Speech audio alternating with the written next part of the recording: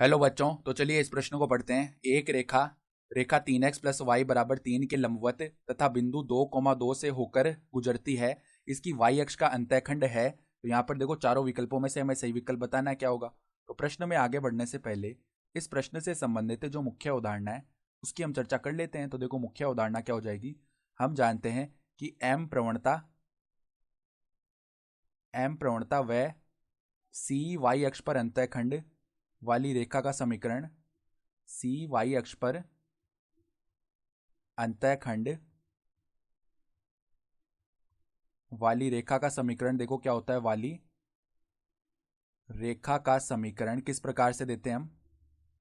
ये समीकरण देखो हम इस प्रकार से देते हैं, y बराबर में एम एक्स प्लस सी। सही है।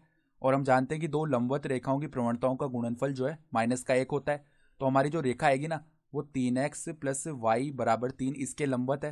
तो अगर इसकी हम प्रवणता m1 बोलें तो वो प्रवणता क्या आएगी। देखो, किसी भी रेखा की समीकरण दी हुई हो तो उसकी प्रवणता हम कैसे लिखते हैं, माइनस में x का गुणांक तो 3 है, बट्टा में देखो y का गुणांक जो कि 1 है, तो इसकी प्रवणता -3 आ जाएगी।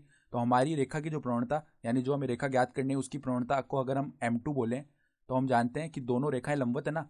तो m1 गुणा में m2 जो है माइनस के 1 के बराबर आएगा। तो यहाँ से m2 का मान क्या आ जाएगा, -3 बट्टा में देखो m1 का मान कितना है, नहीं माइनस का 3 नहीं, देखो -1 बट्टा में आएगा ना। m1 का मान देखो कितना है, -3 है।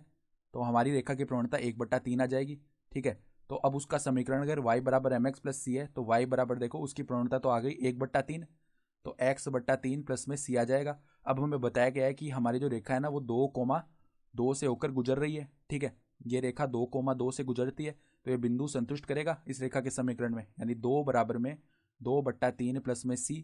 तो यहाँ से देखो c का मान यानी y अक्ष पर अंतःखंड क्या आ जाएगा, 2 - 2/3, यानी कि ये हो गया 6 - 2/3, यानी कि c बराबर 4/3 आ जाएगा। यानी कि अगर विकल्प देखें तो विकल्प डी जो है वो हमारा सही विकल्प आ रहा है। तो आशा करता हूँ कि आपको ये प्रश्न समझ में आया होगा। धन्यवाद।